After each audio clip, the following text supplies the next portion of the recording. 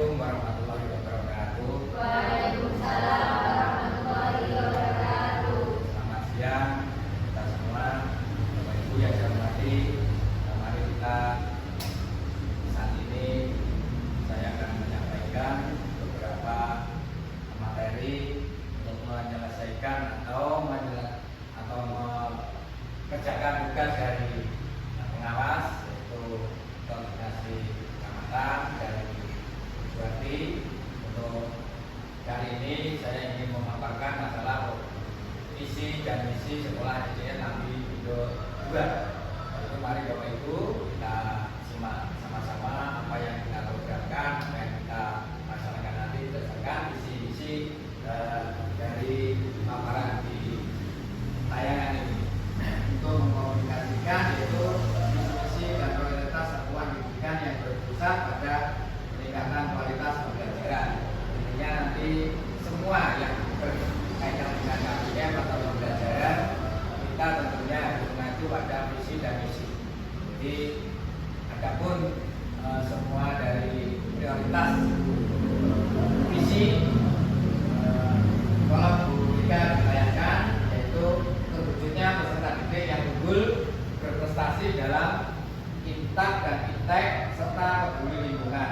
Nah, ini yang dimaksud dengan peserta didik yang unggul. Apa yang pernah kita unggulkan di lembaga ini? Jadi Bapak Ibu sudah pernah memberi materi dalam event-event atau lomba, pernah menjadi juara. Misalnya dalam bidang keagamaan kita pernah meraih juara 1, pernah meraih juara 2 dan selanjutnya. Kalau visi dikatakan di sini ada kata unggul, berarti kita pernah mengunggulkan salah satu atau beberapa anak atau siswa yang pernah menjadi juara. Intinya begitu Bapak Ibu. Kalau belum pernah mengunggulkan siswa atau murid, mungkin belum boleh menampilkan kata unggul. Jadi kita penulis harus menyesuaikan dengan realita yang ada. Nah, itu maksud dari visi. Kemudian ada misi sekolah. Ini Bapak Ibu. Untuk misi sekolah yang pertama mengembangkan potensi spiritual, keagamaan dan ketakwaan. Apa yang berkaitan dengan potensi spiritual?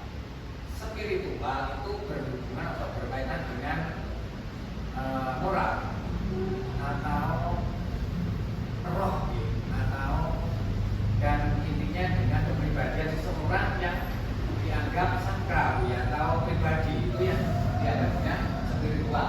Keagamaan dan ketakwaan. Kalau keagamaan adalah kita harus beriman, dan ketakwaan bahwa kita harus selalu berjaga sesuai dengan agama masing-masing secara istiqomah dan selalu bertakwa. Kemudian meningkatkan prestasi belajar siswa, itu wajib meningkatkan prestasi belajar siswa dengan berbagai metode. Bagaimana cara Bapak Ibu menyampaikan materi harus dengan berbagai macam jenis pembelajaran. Jadi jangan monoton antara pembelajaran satu dengan yang lainnya. Setiap kali diberikan cara penyampaiannya harus ada variasi. Maksudnya seperti itu. Kemudian mengikuti perkembangan ilmu pengetahuan dan teknologi. Nah, sekarang dunia globalisasi, jadi kita harus mengikuti arusnya. Apa yang harus kita lakukan, menyesuaikan atau menyikapi dengan realita yang ada. Oke, kita dituntut harus bisa menguasai IT, harus punya laptop dan sebagainya, karena mengikuti dunia digitalisasi untuk menyikapi dan menyesuaikan perkembangan zaman yang sekarang ini.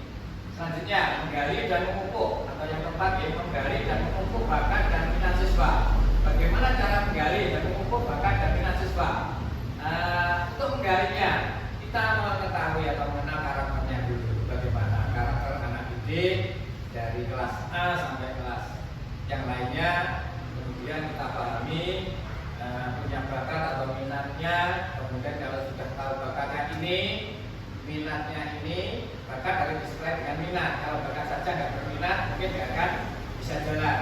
Kalau sudah memahami bakat minat, kita isi nutrisi atau protein atau memupuk dengan materi-materi yang harus kita berikan supaya anak ini bangkit dan menjadi tumbuh anak yang intinya punya prestasi.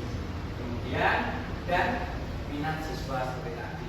Selanjutnya mewujudkan lingkungan yang bersih, sehat dan nyaman. Sudah terbiasa setiap kali kita mungkin setiap Senin kita mengadakan upacara bahwa enggak jenuh-jenuhnya kita mengingatkan untuk berbuat menyinggung tentang kesehatan, yaitu diawali dengan bersih lingkungan. Kalau ingin sehat, mari kita jaga kebersihan dan sebagainya. Tidak hanya untuk kebersihan keindahan, juga untuk kesehatan badan dan sebagainya. Terhindar dari segala bencana atau penyakit. Yang namanya pertama kita harus peduli pada lingkungan. Semuanya akan nyaman bila kita semua terlihat bersih dan indah. Kemudian terakhir, peduli pada kelestarian alam dan lingkungan. Peduli pada kelestarian alam dan lingkungan. Jadi kita tidak hanya mengikuti arahan dari satu segi saja, misalnya dari mungkin dari pihak lembaga kesehatan akan ke sini memberikan hal ini hal itu. Kalaupun kita tidak diberi himbauan dari pihak tim dari dinas kesehatan, kita juga sudah tahu bahwa inilah yang harus kita lestarikan, inilah yang harus kita budidayakan, harus peduli untuk lingkungan sekolah. Jadi jangan lupa untuk lingkungan sekolah, tentang dia lingkungan semuanya, tentang kamar mandi lingkungannya, kemudian yang dagang itu namanya apa? Di situ namanya apa ya? Kantin. Nah itu harus sering diberi arahan supaya tidak semaunya anak membuang sampah, atau kalau kita bilang menjaga kesehatan, ya kita harus pernah memberikan nasihat untuk anak atau murid tidak sembarangan beli makanan yang ada di sekitar sekolahan, terutama pada kantin. Mari kita jaga bersama-sama supaya tidak ada anak-anak yang terjangkit penyakit atau yang lainnya yang menimbulkan akhirnya tidak di sekolah, sehingga juga bisa menjadi kendala atau hambatan dalam belajar.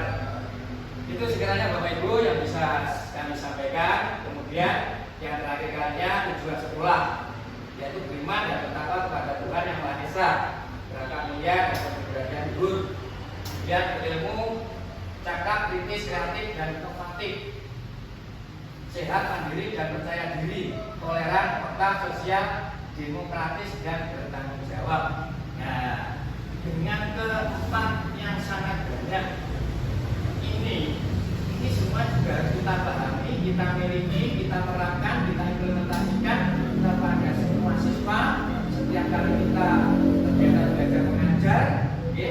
Jadi tidak pernah jenuh-jenuhnya untuk hal keempat ini. Bahkan sekarang dengan adanya mungkin dengan Bapak Menteri yang baru, ada kebijakan baru atau regulasi baru, aturan baru, yaitu 7 kebiasaan anak hebat. Nah itu yang harus kita terapkan. Apa yang termasuk di dalam ketujuh anak hebat itu? Yang jelas pertama, bangun lebih awal. Yang kedua, melaksanakan sholat atau beribadah. Yang selanjutnya mungkin olahraga atau menggerakkan badan. Kemudian belajar, bermasyarakat, dan berinteraksi dengan sosial dengan teman-temannya, sampai ke 7 kebiasaan yang hebat untuk disikapi oleh Bapak Ibu guru yang diberikan kepada adik kita atau siswa-siswi kita.